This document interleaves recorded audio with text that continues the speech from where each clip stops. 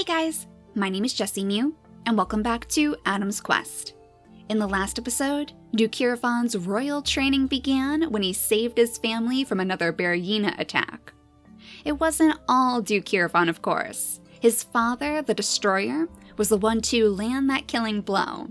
But with all of the praise that his parents are singing for him, I'm sure he's going to become very, very confident, if not a little bit arrogant in his ways. And I'm sure he's looking forward to eventually taking on those bluebird feathers. It seems like nobody is really there to stand in his way, because his little sister, Ananame, unfortunately was not born with the same strength as he was. She wasn't even born with the stripes of Adam's family, so she's probably feeling a little bit left out right now. Maybe she's even wondering why Takir, the pattern painter, forgot to give her stripes when she was born. Ruriko has even noticed that far across the waves, on these little lonely islands by the healing fruits, a very special baby was just born. Little Sunspot has an appearance that looks strikingly similar to one of our oldest leaders, and I'm sure that Ruriko would probably remember those from the stories. Despite her hasty ways, she does know quite a bit about their lore, so maybe she would see if she could get to know this family a little bit more as soon as the babies are old enough to leave those nests. For now, we'll go ahead and just keep trying to dig up all of those little worms on the seafloor, because we know that would make Kufan very proud. And somebody seems to have picked up a leech. Oh no, I think it was you, little Sunrise. Well, thankfully your mate is always willing to lend you a paw, so we'll go ahead and pick that off of you for the extra food. Chime is actually getting quite a bit older, so I think he's going to want to try to return to his little bearyena son to see how he's faring. It's been quite a while since he's last seen the little guy, so I think he'll be quite surprised to see that he has an entire family of his own, children and all, but he's very, very happy. So we'll bring Chime over to the waterside to get ready for the long journey ahead. It'll be tough for him because he's so much older, but it's a risk that he's willing to take. The bearyena families are actually getting ready to help the lions inspect this strange carnivorous plant. Now that it has grown back again, it seems to be a little bit more hostile than it was before. So I'm not sure if there's actually a way for us to collect from this thing when it's in the red. All we might be able to do is sacrifice one of our creatures and then use our stronger ones to crack it open so they don't end up getting injured. But I think Rex would be the one to nose around it first anyways. Since he is the elder of the lion brothers, he would probably want to make sure that his younger siblings would be safe. But of course he'll find that as soon as he jumps next to the plant, that it was waiting to gobble him up right away. So naturally that would cause quite the stir in our little community of bearyenas and lions. And I think it's actually going to be the younger of the lions, the younger of the siblings who jump in first to save him. Scarab has a very adventurous soul himself, and he was always left behind so often by his older brothers. So he wants to prove himself. We'll have him come over here and land a quick blow on this awful plant. And then Bear, meanwhile, can scoot over here too and use his bearyena claw to land another blow. Hopefully another one will be enough. There we go, Rex. Oh, your little brother managed to save you. You must be so proud of him. Of course, he can land one good swipe in himself, but then we'll move him a bit farther away so that he can rest up on the shores again.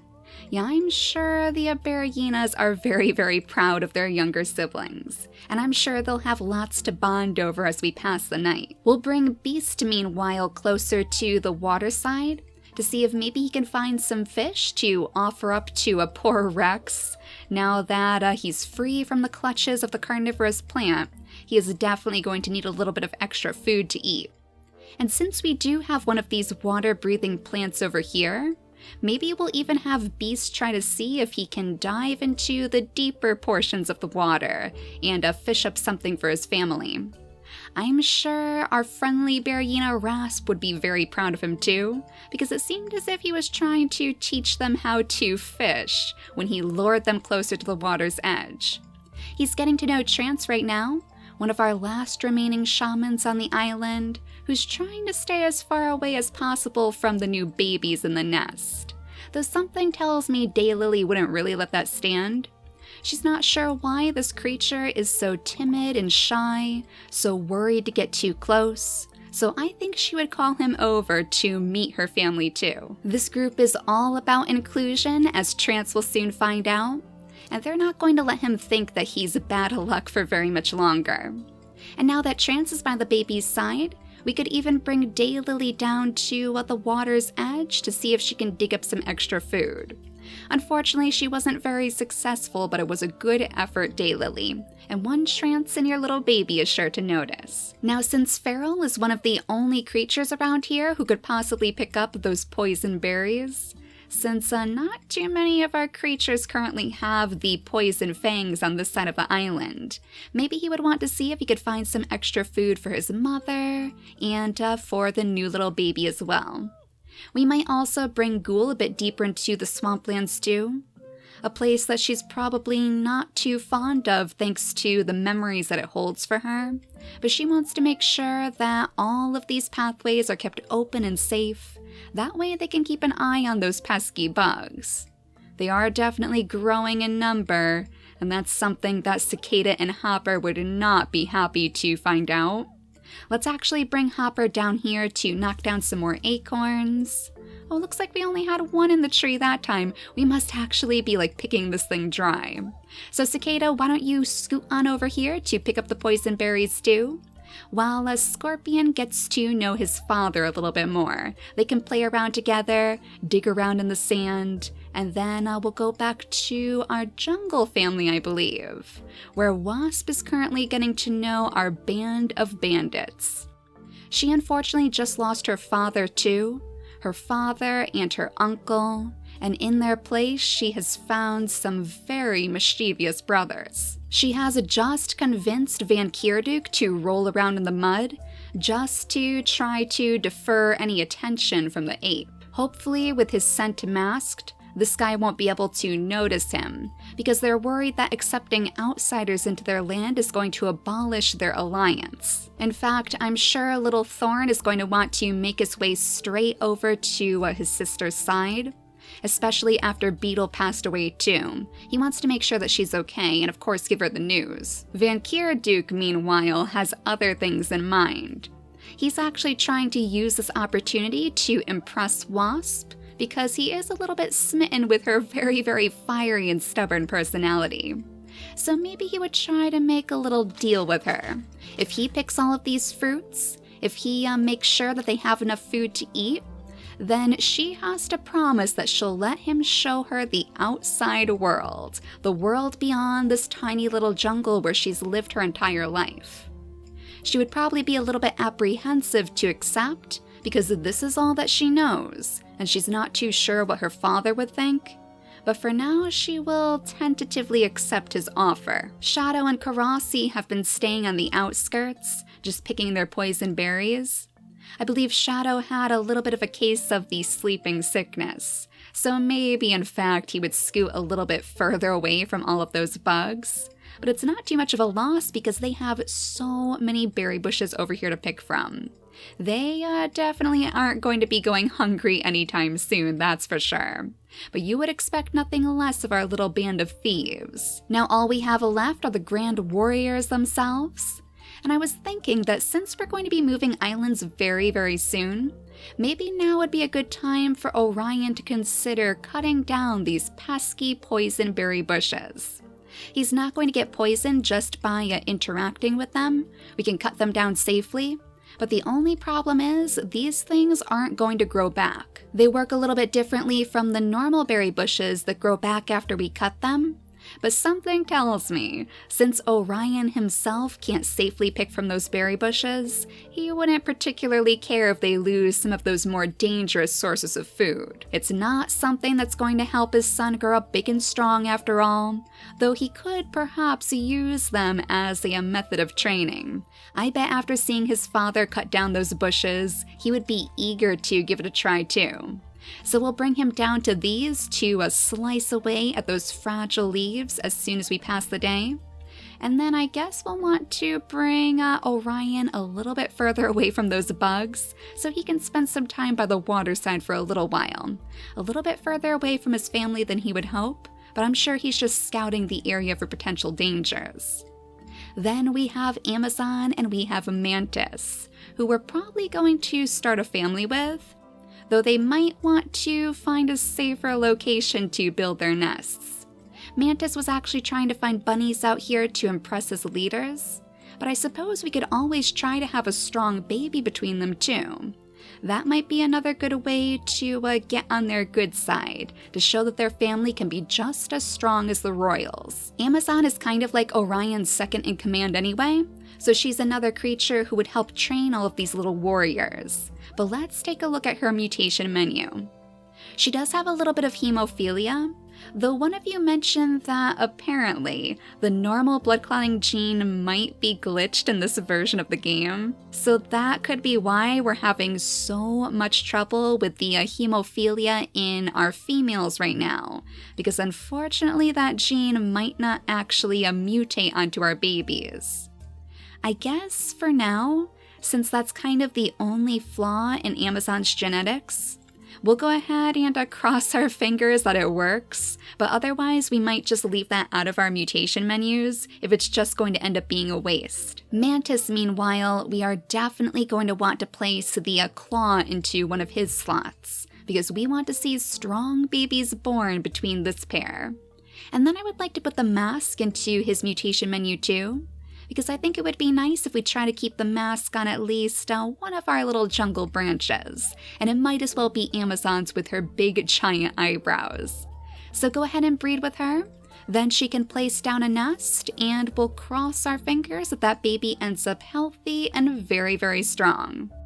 But other than that, I think we're all out of turns, so we might as well zoom in here and see what happens right away.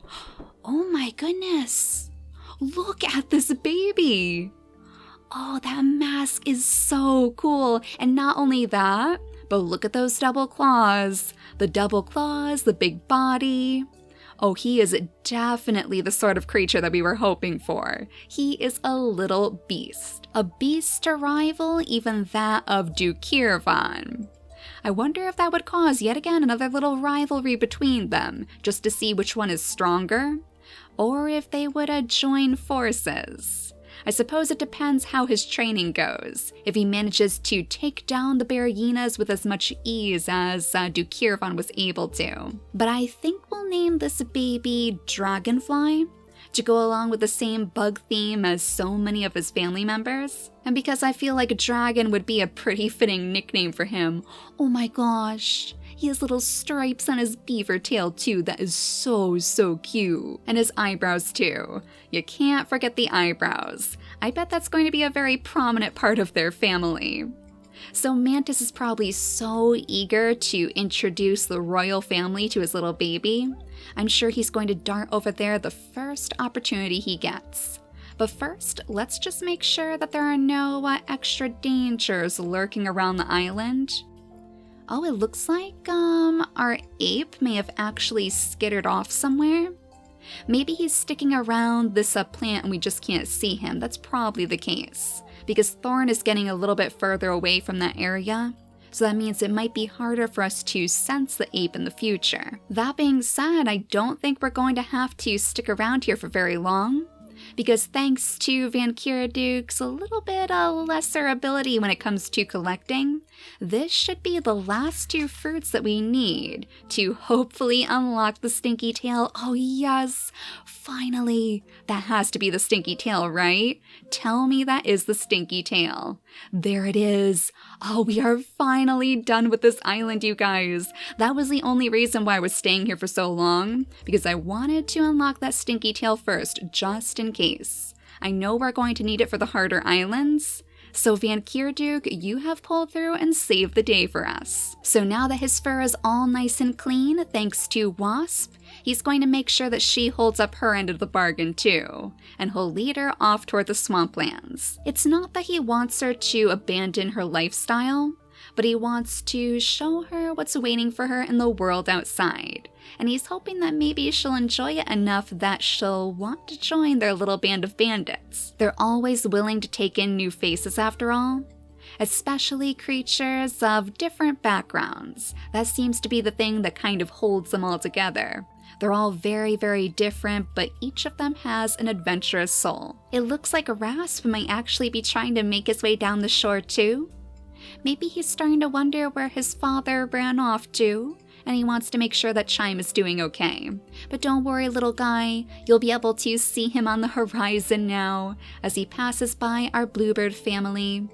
I'm torn as to whether Sunrise would follow or not, because she does know that her duty lies here, right by all of her healing fruits.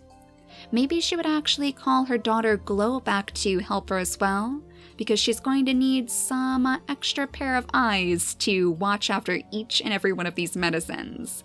She knows somebody was stealing them before, so she's a little bit worried it might happen again. Sunspot still has an extra day to go before he'll grow his second gem though. So I wonder if instead maybe Dusk can make his way over there? Oh yeah, look at that! You can literally jump all the way over here to your grandmother's side, and then hopefully she'll be able to show you all the ways of the water-breathing fruits. Oh no! And I think I just realized I forgot about Rhapsody and Chirp. Oh, I'm so sorry, you guys. I always forget about the creatures who are deep underwater like this. You poor little things. So you lost out on a little bit of time, but something tells me you were probably just playing around with your little fishies, weren't you? They're not very good at fishing because they don't have the claws or anything like that. So it seems like they enjoy to just swim around these fish swarms instead. And they can go ahead and gather up the algae, so at least they're preparing for future water babies. Maybe one of them will even find interest in these savanna ports, and they would like to travel along with our other families. Let's bring Daylily back to the nest though, to hopefully dig out her poor little baby who has been completely buried yet again by all of this grass. Trance is actually probably pretty good at that, thanks to all of the digging that he did before for his brother's remains. And that's why when he eventually starts a family, I do want him to place that digging paw into his mutation menu. In fact, I'm pretty sure that he might be looking toward Daylily to start a little family of his own. Since he's getting so old, he knows he doesn't have much time left. So let's go ahead and start it on this turn. They can go ahead and use this nest since Ghoul is not going to be having any more children herself.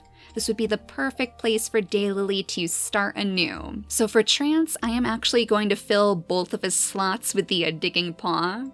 Now, this isn't going to make it guaranteed that the digging paw is going to pop up on their babies, because the game treats each slot as a different entity basically. But even though it's not guaranteed, it does increase the odds. So fingers crossed we're going to see the digging paw on his babies. I feel like that would just be perfect for his story. We'll have Jasmine scoot her way out of the nest. We'll have Trance go ahead and breed with Daylily.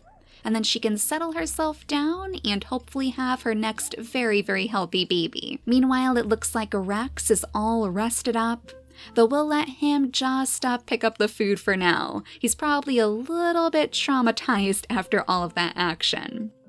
We'll have to bring somebody over in this direction to pick those poison berries too. But since Cicada and Hopper are both on their very last days, I think I would like them to at least be by each other's side. You know, we probably don't want them to be so close to the swamplands either. Let's bring them right underneath the family tree. That would be a much, much better location for them to finish off their lives, surrounded by all of their sons, their brand new friends in the bearyenas, the bugs buzzing far off in the background. But that's just a distant memory to them now. They know that they have made a wonderful home here together. Now as Beast goes ahead and gobbles up this water healing plant, I'm sure Scorpion is going to be watching on with quite a bit of interest. He was the only one in his family to actually inherit, or rather mutate, the bearyena paw. So he would also be a pretty good creature to take into the ocean to do a little bit of extra fishing. In fact, let's lead him down this way, just in case we have some extra little fishies scooting around these old ports. Maybe we could use him to chase them toward Beast if we're lucky. Bear and Scarab, meanwhile, are probably dreaming up what they would do if they left on the ports with the rest of the tribe. Maybe these two would be the ones out of their families to try to create a little adventure far off in the savannah. In fact, why don't we bring them down to the ports, just to possibly prepare, in case they are allowed to take the journey?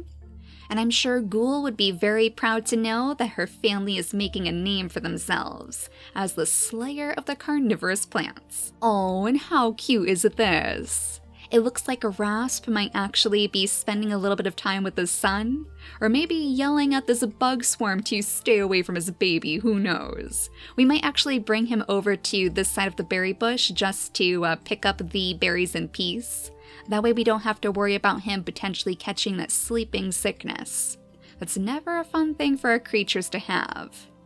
And likewise, we might want to move our royal family away, though not before Duke Hierophant goes ahead and swipes down some of these berry bushes. He wants to be just like his dad, so that's the very first thing he's going to try. And Aname is probably a little bit disheartened by that too, because she is one of the few of their family who could possibly pick up those poison berries, and now she's not going to get the chance if her brother completely destroys every last one of her sources of food. So we'll have her run into the swamplands to try to find some berry bushes to pick from, something to impress her mother, who she thinks would be quite proud to see that she's contributing in whatever way she can. Amazon, I feel, would probably be the better of the two to introduce the royal family to their new son. So as Mantis just picks up a little bit of the extra grass, we'll bring Amazon around this way to do the same, and hopefully meet up with Orion on the next turn. She is super excited too. She knows that they have a very strong warrior on their hands.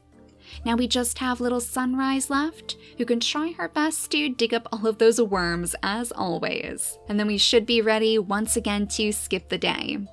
So as we say goodbye to Hopper and Cicada, we will be saying hello to a brand new little family in the nest, and hopefully one with the digging paw. Were we lucky? I think we were, and it's another female too. Oh, that is perfect. We desperately need more females to keep us alive on the next island. And not only that, but she has that crown of bones again, the pure white ram horns that would surely remind Trance of some of his old family members. So maybe in honor of Moon Eye and Crescent themselves, he'll name this little baby Moonstone, and she can start a brand new digging line, a line of the gravediggers even, who help settle the remains of those who have passed so they can move on to their next lives. And look at this, the lion sons have found a little morsel to snag up right after the passing of their parents. So maybe this would be a good way for Rex to get back on his feet. We'll have him jump over here to snag the first morsel at least, as the other bunnies steal from us. Hey little guy, Stag is not going to stand for that either. We'll have to have somebody pick up that food, but there are leeches absolutely everywhere right now. We have one down here, oh of course, on our poor little water babies. Let's bring Rhapsody up to the surface to pick off that leech, and then I'm sure that would be his way to hear all of the commotion by the ports. Maybe that would interest him enough that he would want to investigate on the next turn, once he has a little bit more energy to do so. Oh no, and they have another leech coming their way too. Oh, that is the one problem with being so deep down in the water. If they don't have anybody around them to pick the leeches off, then they are going to be in a bit of trouble. But somebody else has a leech as well.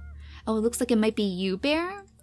Maybe you made the right decision then. Maybe that's why he didn't want to be involved in Beast's adventures, as he goes deeper and deeper in search of fish. We don't want him to get too far away from the healing plants, just in case.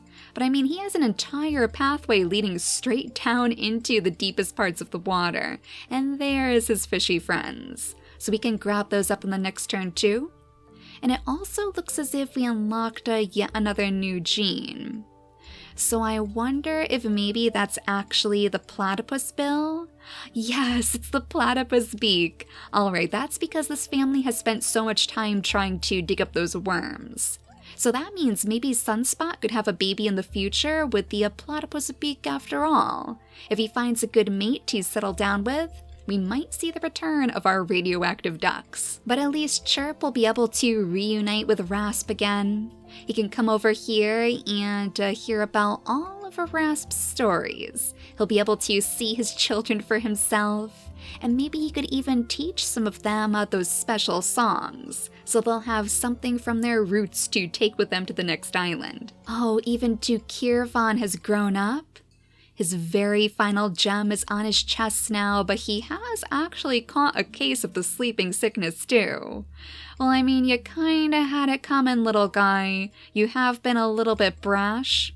Though I feel like he would probably end up just destroying the berry bushes out of frustration if nothing else. So Ananame is forced to, yet again, find a different place to pick up her berries. And that would lead her straight over to Farrell's bush, where he's trying desperately to pick up berries just the same. But he'll be surprised to see that Ananame is so much better at it, thanks to her nimble fingers. In fact, that would probably impress the little guy very, very much, especially as he's trying to find so much extra food for his mother, so hopefully she wouldn't mind sharing. Sunspot should finally be able to go meet his leaders too. If we bring Glow over to the opposite shore, then he should be able to skip his way all the way over to Ririko's side. Yeah, I wonder if maybe she would share those stories with him too, just because of his appearance.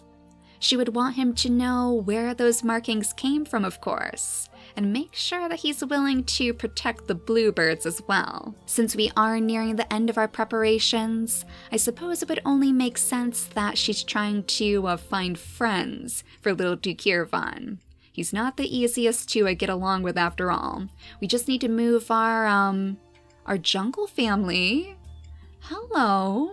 Somebody seems to have stolen your nest. Little cuckoo, where did you come from, sweetie?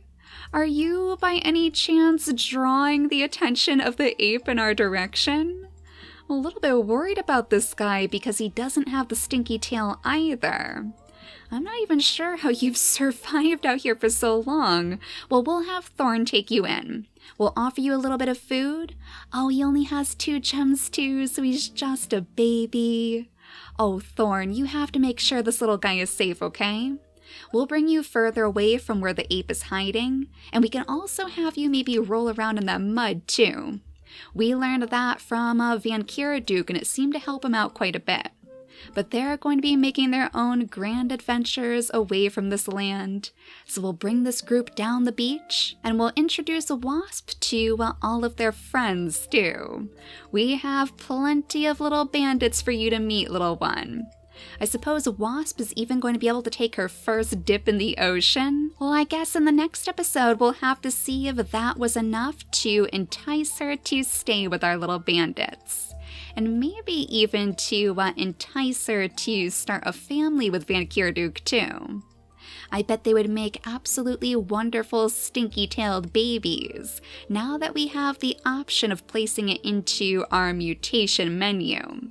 And afterwards, we should be ready to ship them all off to the next island. We're finally ready to leave the swamplands behind us, and I am so excited for that. But for now, thank you all so much for watching, and I'll see you all next time. Bye, guys!